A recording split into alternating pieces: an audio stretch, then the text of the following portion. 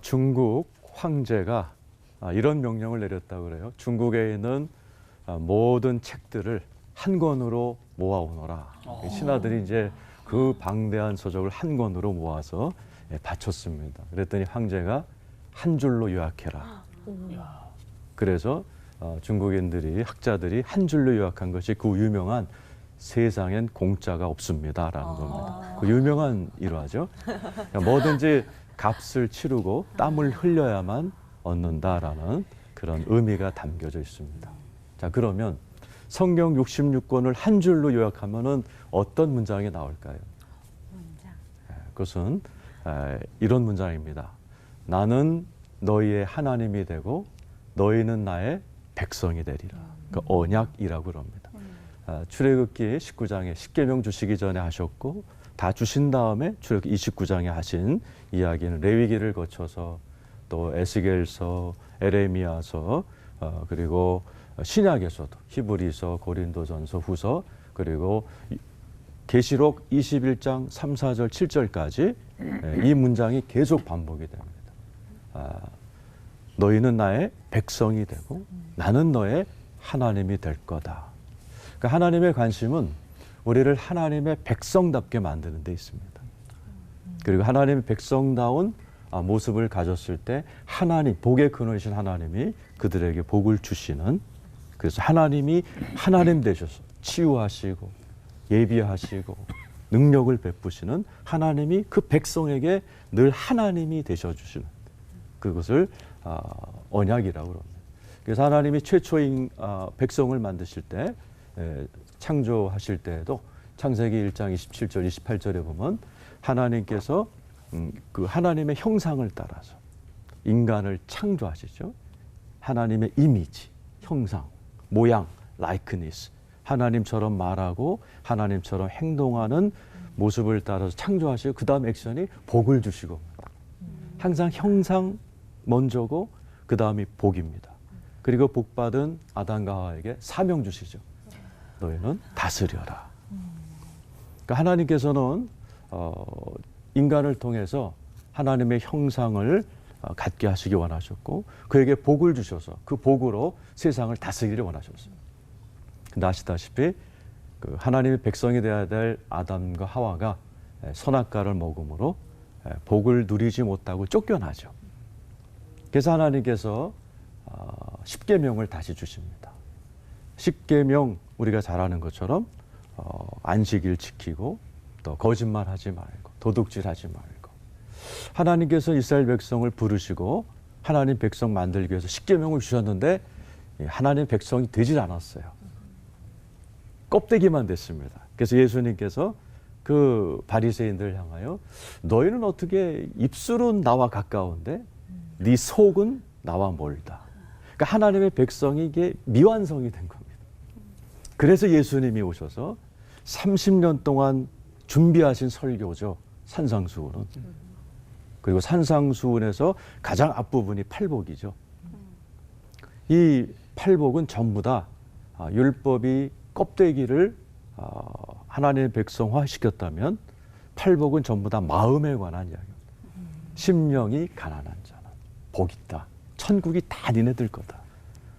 마음이 청결한 자는, 마음이 온유한 자는, 하나님께서는 십계명을 통해서 껍데기가 외모가 하나님의 백성 비슷하게 된 이스라엘 백성들에게, 우리들에게 속까지도 복받기에 합당한 하나님의 이미지, 형상, 그리고 태도, 이 팔복을 영어로 비애티튜드라고 합니다. 이런 태도를 가져라. 그러면 내가 너희들에게 복을 줄 것이고 너희들을 통해서 내가 팔복 다음에 나오는 얘기가 빛과 소금이 되라는 것. 너희를 통해서 빛과 소금으로 내가 이 세상을 밝히는 사명자로 쓸 것이다 라는 배경화해 주신 것이 팔복이죠. 그래서 이 팔복은 8가지가 다 연관되어 있습니다. 하나가 따로 있는 게 아니라. 그래서 하나님께서는 제일 먼저 심령이 가난한 자는 복이 있다. 천국이 다 너희 것이다 그랬어요. 히브리 말로 복이란 말이 바라카라는 뜻인데 그게 동사로 쓸 때는 무릎 꿇다입니다. 처음부터 무릎 꿇게 만드시는 거죠. 심령이 가난한 자는 당연히 두 번째 복인 애통해 하는 자가 되고, 또 세 번째 온유한 자가 되죠. 그리고 온유한 자가 되고, 그 다음에 의에 줄이고 목마름으로 인해 하나님의 배부름을 경험하게 되고, 그 다음에 긍휼히 여기는 자가 돼. 자기도 죄인인데 누구를 우리가 정죄할 수 있겠어? 남을 보면 긍휼하게 되고, 그 다음에 마음이 청결해질 수밖에 없죠. 그리고 화평케 하는 자, 하나님과 화평, 또 사람과 사람 사이를 화평하며 믿지 않는 자를 하나님과 화평하게 하는 복음을 전하게 되고, 마지막으로 하나님께서 두 번 복을 주신 여덟 번째 복이 내 이름으로 인하여 욕을 먹고 박해를 받는 자는 기뻐하라. 당연하죠. 빛과 소금의 역할을 하다 보면 어둠의 공격을 받게 돼 있습니다. 그래서 성령님이 오셔서, 우리 예수님께서 이 안에 들어오셔서 우리 스스로를 이렇게 바꿔줄 수밖에, 그래야만 우리는 팔복의 사람으로 또 하나님의 백성으로 변화될 수 있는 그 유일한 길이 예수 그리스도가 내 안에 들어오셔서 팔복으로 살아가는 사람을 만들어주는 그 길이 유일한 길입니다. 이 자리에 계신 모든 분들도, 시청자들도 주님이 지금 팔복의 사람으로 만들어가고 계십니다. 그리스도의 형상을 이루기까지 해산하는 수고를 하시면서 우리를 하나님의 백성으로 만들어가서, 그 많은 분들이 이런 간증을 해요. 우리 남편이 예수 믿고 지금 딴 남자랑 사는 느낌이다. 그러니까 사람은 변화됩니다. 그러니까 어디 가서 이런 얘기 했더니, 하나님 저는 딴 남자랑 살고 싶어요. 뭐 그런 사람도 있긴 해요. 근데 좀만 기다리시면 우리 주님이 우리를 팔복의 사람으로 변화시켜 주실 줄로 믿습니다. 기도하겠습니다. 하나님 아버지, 감사합니다. 저희를 하나님의 백성으로 만들어가고 계심을 감사합니다. 우리의 마음도, 우리의 심령마저도 하나님의 백성으로, 하나님의 형상으로 만들어 주셔서 주님이 주시고자 하는 천국을 누리며 만왕의 왕이신 주님과 함께하는 그러한 복을 누리며 살아가는 복된 백성이 되게 하여 주시옵소서. 아멘. 예수님의 이름으로 기도드리옵나이다. 아멘.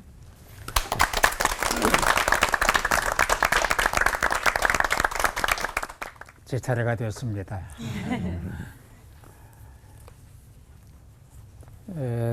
동양 사람, 서양 사람, 뭐 미국 사람, 한국 사람, 일본 사람, 중국 사람 다 복을 좋아합니다. 구약 성경을 들춰보면 전인적이고 통전적인 복을 받은 분이 한 분이 있습니다. 바로 아브라함입니다. 아브라함은 건강의 복을 받았죠. 자손의 복을 받았죠. 물질의 복을 받았죠. 또 영적인 복을 받았죠. 잘 아시는 대로 아브라함의 후손 가운데서 메시아가 태어납니다. 그리고 이삭도 갑부가 됩니다. 그래서 이 아브라함은 통전적인 복을 받은 분인데, 이 복이라고 하는 것은 행위에 대한 보상이기 때문에 구원은 믿음의 결과예요. 믿으면 받아요. 근데 축복이나 복은 그냥 받지 않습니다. 행위가 전제돼야 됩니다. 어떻게 살았느냐, 무엇을 했느냐에 따라서 복이 결정이 되는 겁니다.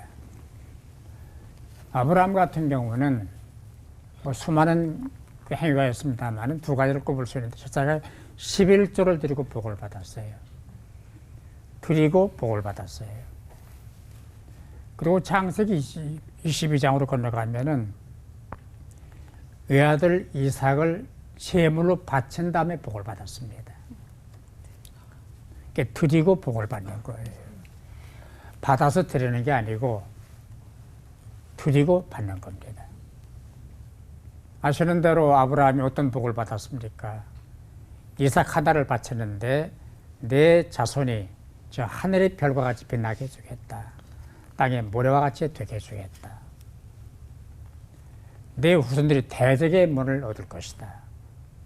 그리고 내 후손으로 말미암아 천하 만민이 복을 받게 될 것이다. 예수가 태어난다는 얘기거든요. 그렇게 볼 때 우리가 복을 받는 비결은 잘 살아야 돼요. 바른 일을 해야 돼요. 바르게 살아야 돼요. 그리고 드리는 삶을 살아야 복을 받는 겁니다. 이 팔복의 경우를 보면은 다분히 형이상학적이고 역설적이에요. 예를 들어서 가난해라, 애통해라, 줄이고 목말라라, 긍휼히 여겨라, 깨끗해라, 화평해라, 핍박받아라. 어떻게 복의 조건이 될 수가 있습니까? 현대인들의 사고방식은 이게 다 틀린 거예요. 왜 가난해야 돼요? 왜 가난이 복이에요? 왜 핍박을 받아야 돼요? 왜 손해를 받아야 돼요? 근데 예수님께서 제시하신 8가지 복의 조건은 다 역설적이에요. 가난해라, 애통해라, 목말라라, 깨끗해라, 핍박받아라.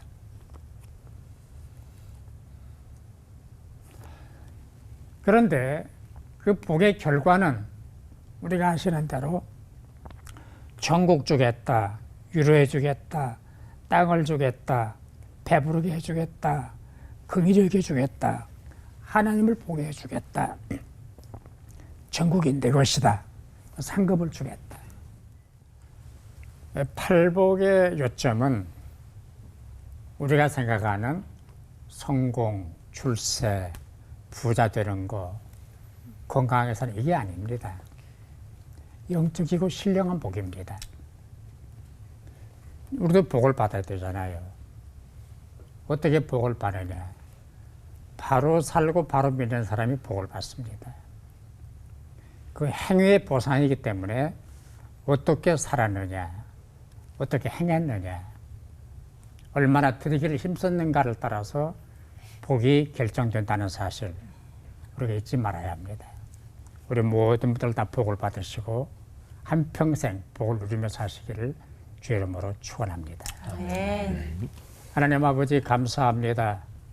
신령한 복 주셔서 감사합니다. 잘 받고 누리며 살게 해 주옵시고 이 복을 다른 사람에게도 전하며 살게 하여 주옵소서. 예수님 이름으로 기도합니다. 아멘. 아멘.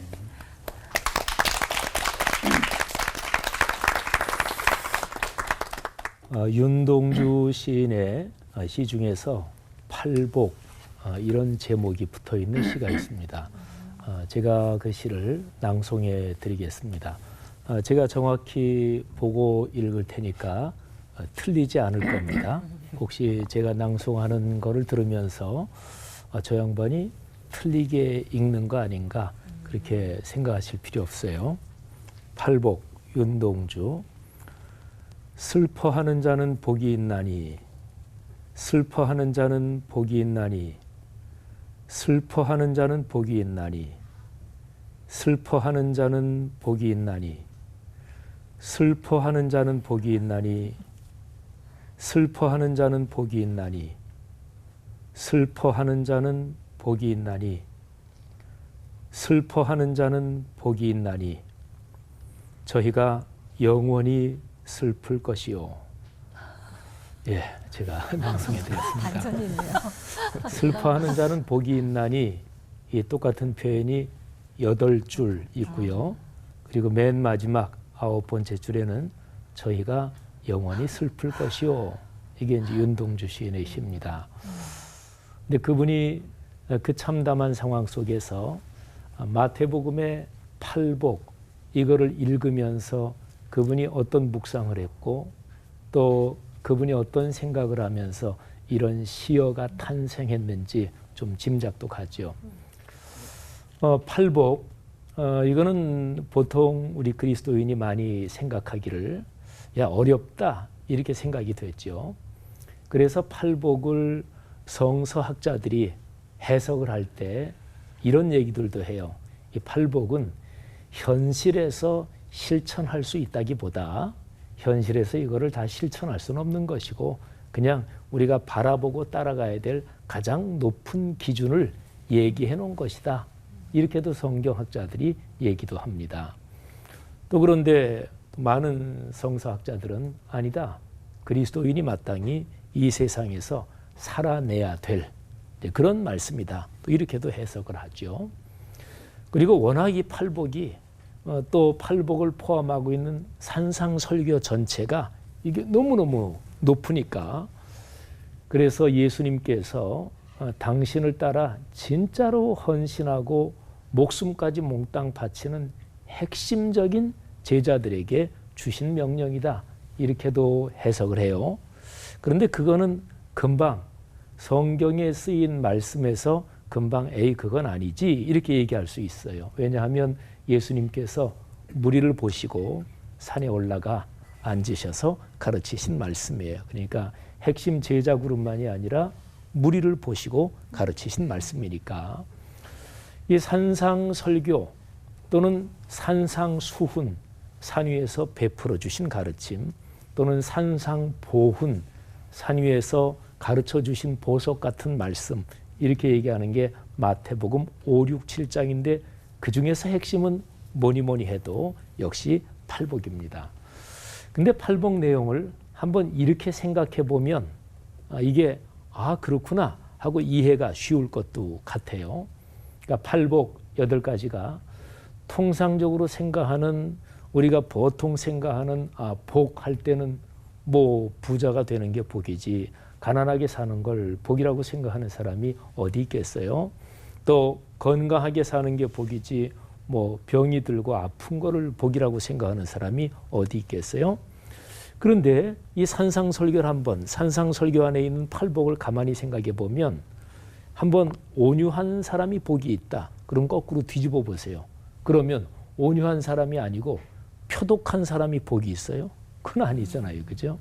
또 마음이 청결한 사람이 복이 있다. 거꾸로 뒤집어 보세요. 마음이 지저분하고 비루한 게 복일까요? 그건 아니잖아요. 그죠? 의에 줄이고 목마른 사람이 복이 있다 그랬는데 그러면 악하고 독한 일을 하고 그리고 타락하는데 열망이 가득한 사람이 복이 있나요? 그건 아니잖아요.